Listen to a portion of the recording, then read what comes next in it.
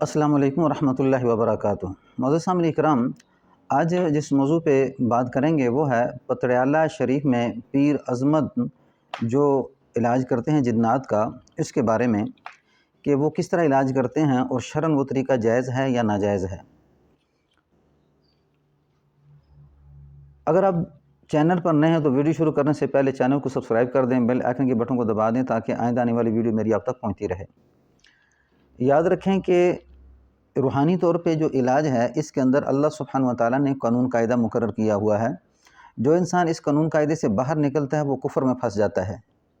ایک تو اس کے اندر یہ ہے کہ جو انسان جادو سے جادو کا علاج کرتا ہے، یہ کفر ہے جادو کرنا، اور یہ انسان کفر کے اندر پھنس گیا، اس سے ایمان سلب کر لیا جاتا ہے اور حالت اس کی جب موت کی ہوتی ہے تو کفر کی حالت میں مر جاتا ہے، کیونکہ قرآن پاک میں اس کا واضح ثبوت ہے۔ جیسے کہ وما يعلمان من احد حتى يقول انما نحن فتنة فلا تکفر، کہ جب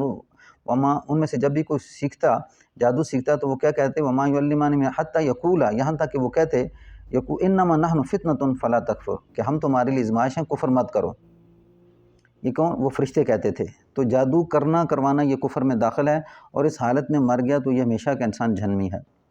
دوسری بات کہ وہ انسان جو جنات سے مدد لے کے کام کرتا ہے، اس کے بارے میں قرآن پاک کے اندر آیتیں آ رہی ہیں یوم یحشرہم جمیعا، اور یہ پتریالہ شریف والے پیر عظمت صاحب جس وقت کیا کرتے ہیں، وہ دم کرتے ہیں، اور دم کرنے کے بعد وہ کہتے ہیں بابا جی اس کو اور مارو، بابا جی اس کو اور مارو۔ تو یہ جو بابا جی ہیں نظر تو نہیں آ رہے، یہ کون ہے؟ یہ جن ہے۔ وہ جو بابا جی ہیں جو جن ہے، پھر کہتے ہیں جی بابا جی آپ کیا کرو، جاؤ، اور جانے کے بعد وہ کیا کرو کہ وہ جو تعویذ ہیں وہ نکال کے لاؤ۔ تو یہ کس کو بھیج رہے ہیں؟ جن کو بھیج رہے ہیں، اور یہ جن سے مدد لے رہے ہیں۔ اور جنوں کے بارے میں قرآن پاک کے اندر سورۃ الانعام کے اندر 128 نمبر آیت ہے وَيَوْمَ يَحْشُرُهُمْ جَمِيعًا يَا مَعْشَرَ الْجِنِّ قَدِ اسْتَكْثَرْتُم مِّنَ الْإِنسِ وَقَالَ أَوْلِيَاؤُهُم مِّنَ الْإِنسِ رَبَّنَا اسْتَمْتَعَ بَعْضُنَا بِبَعْضٍ وَبَلَغْنَا أَجَلَنَا الَّذِي أَجَّلْتَ لَنَا قَالَ النَّارُ مَثْوَاكُمْ خَالِدِينَ فِيهَا إِلَّا مَا شَاءَ اللَّهُ إِنَّ رَبَّكَ حَكِيمٌ عَلِيمٌ، کہ وہ اللہ جس دن جمع کرے گا جن اور انس کو، پھر فرمائیں گے یا معشر الجن قد استکثرتم من الانس، کہا جائے گا کہ کیا جنوں کی جماعت تم انسانوں سے مدد لیتے رہے؟ وقال اولیاء من الانس، تو انسانوں میں سے جو ان کے دوست تھے جنات کے، وہ کہیں گے ربنا استمتع بعضنا ببعض وبلغنا اجلنا الذی اجلت لنا، کہ اے اللہ ہم مدد لیتے رہے ایک دوسرے سے اور پہنچ چکے اس میعاد کو، یعنی موت کو جو آپ نے مقرر کی تھی۔ فبلغنا اجلنا الذی اجلت لنا قال النار مثواکم خالدین فیہا الا ما شاء اللہ، اور ان سے کہا جائے گا کہ آگ تمہارا ٹھکانہ ہے، قال النار مثواکم خالدین فیہا، ہمیشہ اس میں رہو،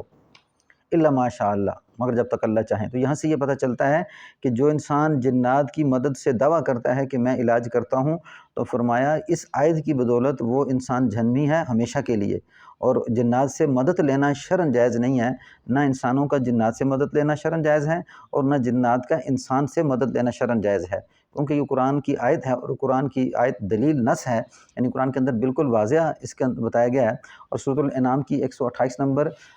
کی جو آیت ہے، اس کی تفسیر آپ جا کے پڑھیں تو آپ کو جنات سے مدد لینا یا جنوں کا انسانوں سے مدد لینا کا بالکل واضح ثبوت آپ کو ملے گا۔ ایسا آدمی جو یہ دعویٰ کرتا ہو کہ میں جنات سے مدد لیتا ہوں، اور اس کے علاج سے یہ پتہ چلے کہ یہ جنات کی مدد سے علاج کرتا ہے، تو ایسے آدمی کے ساتھ علاج کروانا اسلام کے اندر شرعاً جائز نہیں ہے۔ مدد صرف اللہ کی ہوگی۔ قرآن حدیث میں جو طریقہ اللہ نے رکھا ہے، اللہ نے طاقت رکھی ہے قرآن کے اندر، اللہ نے طاقت اپنے پاس رکھی ہے، اللہ سبحانہ و تعالیٰ کی طاقت ہے، اس سے ہی جنات کیا کرتے ہیں؟ جسم سے نکلتے ہیں، اسی سے جادو ختم ہوتے ہیں، اور اسی سے یہ جنات کی بیماریاں ختم ہوتی ہیں، اور وہ قرآنی آیات کے ساتھ علاج ہوتا ہے۔ پھر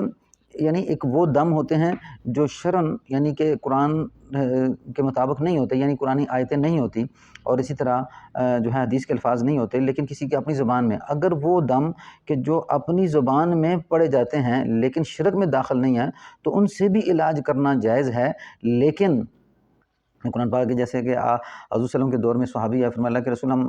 زمانے جاہلیت کے اندر کیا کرتے تھے؟ دم کرتے تھے، تو آپ نے کیا فرمایا تھا کہ ہاں وہ دم مجھ پہ پیش کرو، اور یہ ہے کہ اگر ان میں شرک نہیں تو میں کچھ مذائقہ نہیں سمجھتا کہ تم اس کو کرتے رہو، یعنی کیا کرو، اگر ان میں شرک نہیں ہے تو اس کو تم کر سکتے ہو۔ تو اب یہاں سے یہ پتہ چلتا ہے کہ وہ دم کہ جو اپنی زبان میں کیے جائے وہ بھی جائز ہیں، لیکن ان کے اندر شرک نہ ہو، اور اگر شرک کرنے والا ہے یا جنات سے مدد کا دعویٰ کرتا ہے تو اس آدمی سے علاج کروانا شرعاً جائز نہیں ہے۔ یہ علاج کروانے والا بھی کفر میں پھنس جائے گا، اور جو علاج کر رہا ہے یہ بھی اس میں پھنس جائے گا۔ اور جنات سے مدد لے کے علاج کرنے والا، قرآن کی آیت سے یہ پتہ چلتا ہے کہ قال النار مثواکم، کہا جائے گا کہ یہ تمہارا ٹھکانہ ہے ہمیشہ کا، خالدین فیہا الا ما شاء اللہ، مگر اللہ چاہیں۔ اور اللہ کفر والوں کو یا اللہ کے حکم عدولی کرنے والوں کو اللہ جہنم سے نہیں نکالیں گے، کیونکہ یہاں پہ